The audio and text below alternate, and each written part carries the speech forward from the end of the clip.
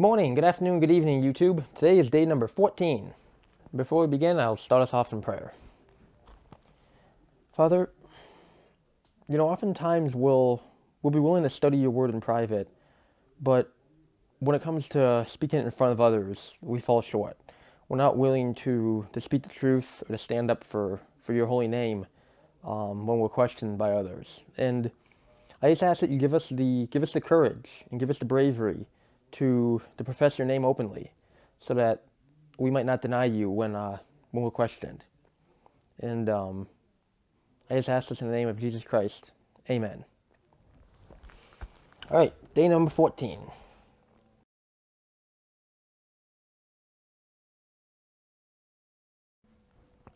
Every wise woman buildeth her house, but the foolish plucketh it down with her hands. He that walketh in his uprighteousness feareth the Lord, but he that is perverse in his ways despiseth him. In the mouth of the foolish is a rod of pride, but the lips of the wise shall preserve them. Someone who's wise, a wise woman, will build her house up. You'll spend your time building your house up, but stuff will decay even if you don't do anything against it. If you just leave it alone, a lot of times stuff will just be destroyed of its own, just of the passing of time will break it down.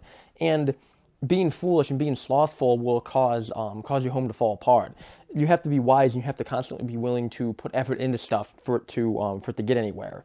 In the mouth of the foolish is pride. Again, pride destroys you. When you have too much pride in anything that you do, it ends up tearing you apart. It'll hurt not only you, but the people around you as well. But it says, the lips of the wise preserve him. Speaking when you need to be heard, speaking when you have something important to say, that's what preserves things. But just speaking about anything, all the time, if you're not willing to shut up at all, a lot of times that's just how you get yourself into trouble. Where no oxen are, the crib is clean, but much increase is by the strength of an ox. This one's interesting, where it's saying, when you don't have any oxen, your crib, it says the crib is clean, or like your trough, like your feeding bay, your feeding trough, is clean. When you don't have the animals, your house may be nice and pristine. You may have a perfect looking life, but nothing's being produced, nothing productive is happening, there's no harvest going on. Yet a lot of times when you're working hard, when you're working diligently, stuff may look a bit more of a mess. And if your kitchen is always clean, it means you don't do any baking. And if someone's, if there's always dishes to wash, if there's always something to clean up in the kitchen, it probably means it's because you're using it. If your oven's a mess, it's probably because you use it all the time. Something being worn out and something being used up isn't wrong all the time. It sometimes means that's a very productive life. It's like a pencil, where a perfectly sharpened pencil isn't doing any work. It's when the pencil's been shortened down and when it's been worn down, that is the pencil that's actually been bringing forth fruit, I guess you'd call it.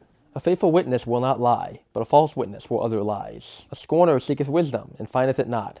But knowledge is easy unto him that understandeth. To him who has a lot more will be given, and those who don't have much, what they have will be taken away from them. Go from the presence of a foolish man, when thou perceivest not in him the lips of knowledge. When you realize someone's being foolish, again, depart from them. Don't keep company with them if you realize they're a destructive force. It's just not worth it to get involved. The wisdom of the prudent is to understand his way, but the folly of fools is deceit. Someone who's wise, they'll want to understand the way they're going. They want to know more about how stuff works.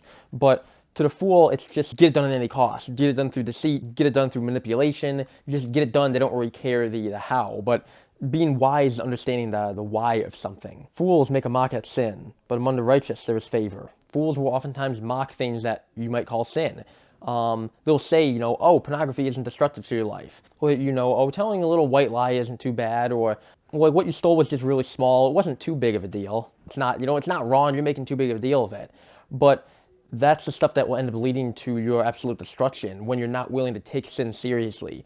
When you think sin is just, this is just a small sin, or this isn't too bad, that's when it's gonna stab you in the back, and it's gonna absolutely destroy you.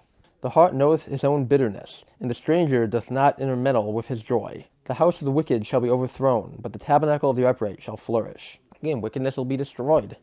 But everything that is done through upright hands will end up flourishing eventually. There is a way which seemeth right unto a man, but the end thereof are the ways of death. Don't trust your own heart. Don't trust your own wisdom if it hasn't come from God. It may seem right, but it can lead to death if you're following your own emotions and your own pleasures. Even in laughter, the heart is sorrowful, and at the end of that mirth is heaviness. What might seem right in your own heart will end up leading to death, will end up leading to, to sorrow, even though you may be laughing in the moment, and you may think whatever you're doing is pleasurable or emotionally stimulating. It will end up destroying you. The backslider in heart shall be filled with his own ways, and a good man shall be satisfied from himself. The simple believeth every word, but the prudent man looketh well to his going. A wise man feareth and departs from evil, but the fool rages and is confident. Question wisdom when you hear it. Question when people give you advice. Don't just take it at face value. Look into it and see if they're actually, if it's actually legitimate. And it's saying, the wise man will fear and depart from evil. When you come across something, you'll run from it. You'll notice, this is not good, and you'll be willing to get away from it. But the fool just rages and they're confident. Yeah, I'm not going to be that affected by it. This is my strong point in life. I'm not, I can handle a bit of alcohol. It's not going to do me in. And then that's when, that's when it'll stab you in the back, and it gets you when you're most confident is when you can fall the easiest. He that is soon angry dealeth foolishly, and a man of wicked devices is hated. The simple inherit folly, but the prudent are crowned with knowledge. The evil bow before the good, and the wicked at the gates of the righteous. People who use, deceit and manipulation and the ways of life, they're only benefiting because of good people. People who, prey on others for scams and whatnot, they only are able to succeed because of people being good and people being kind and people being righteous. The poor is hated even of his own neighbor, but the rich have many friends. He that despiseth his neighbor sinneth, and he that hath mercy on the poor, happy is he. Do they not err that devise evil? But mercy and truth shall be to them that devise good. Don't think of ways to get back at someone who's wronged you. It's going to end up just hurting your own soul if you do that. In all labor there is profit, but the talk of the lips tendeth only to penury. The crown of the wise is their riches, but the foolishness of fools is folly. Through wisdom you end up getting riches, and that becomes your crown, I guess you could say. But through foolishness you don't get anything. There's nothing, you don't get anything out of it. A true witness delivereth souls, but a deceitful witness speaketh lies. It's saying it's honorable to tell the truth because you can save somebody. You can save someone by telling the truth. But being deceitful, you're just speaking lies and you're just, again, harming yourself. And the fear of the Lord is strong confidence, and his children shall have a place of refuge. The fear of the Lord is a fountain of life, to depart from the snares of death. In the multitude of people is the king's honor, but in the want of people is the destruction of the prince. Again, revering God as God, recognizing the amount of power he has. You can have confidence in that, and you'll realize you're delivered from death because of Jesus Christ, because of the immeasurable amount of power God has. You can have confidence in everything you do in life. He that is slow to wrath is of great understanding, and he that is hasty of spirit exalteth folly. Don't be quick to be angry at somebody. There's never a benefit to get angry quick at someone. If someone did generally do wrong, it will come out and you can end up confronting them about it. But there's no reason that it needs to be done instantly or very fast. That's just going to lead to misunderstandings, and it will just lead to destroying you if you get it wrong by acting on judgment way too fast. A sound heart is the life of the flesh, but envy the rottenness of the bones. Envy will destroy you. If you're envious of anything, again, your neighbor has, your brothers, your friends, your spouse, anybody, if you're envious of stuff, it'll just, like I said, it'll rot your bones. He that oppresses the poor reproacheth his maker, but he that honoreth him hath mercy on the poor. Realizing that God's made all people, even people that are sinners, even people that aren't acting righteously, you still have to have mercy on them because they're made in the image of God.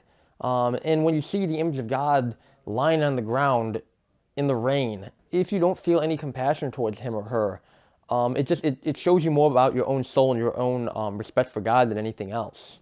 The wicked is driven away in his wickedness, but the righteous has hope in his death. We have hope in our death. Like it says, to live is to be able to preach Christ, but to die is to gain him. When you're living, you have the ability to preach Jesus to people. You have the ability to show off God's goodness. But to die is to actually be in his presence. Both of those are amazing gifts. So it's not that it doesn't matter what happens to you, but having the salvation of Christ, no matter what happens to you, there is something to look forward to. There's something joyous about it. Again, when you're living, you can preach him. When you're living, you can tell people about his goodness and you can bring people to him. But even in death, the second you die, you're free from all the pain and all the problems of the world. You're free from having to worry about anything again. And then you actually meet, the God you've been preaching about, the God you've been worshiping the whole time. And that's something amazing to look forward to in life. Wisdom rests in the heart of him that hath understanding, but that which is in the midst of fools is made known.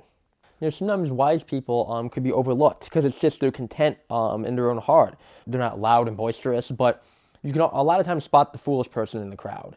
Out of a group of people, you may not know who's the wisest, but you can most likely spot the stupidest person because they will be the one that's loud. They'll be the one that's trying to, gain the attention of everybody. Righteousness exalteth a nation, but sin is a reproach to any people. A nation that acts righteously, that is a nation that will flourish. But, sin in the country is what will end up bringing it down from the inside. The king's favor is toward the wise servant, but his wrath is against him that causeth shame. In being a wise servant, the king will have favor towards you. In doing the right thing, your boss or whoever is in command, they'll have favor towards you for it. But they will be angry at someone that causes destruction, someone, the foolish person. And that's everything for day 14. So, again, if you got anything out of it, if you thought of anything that I skipped past, let me know. And Lord willingly, I'll see you all tomorrow.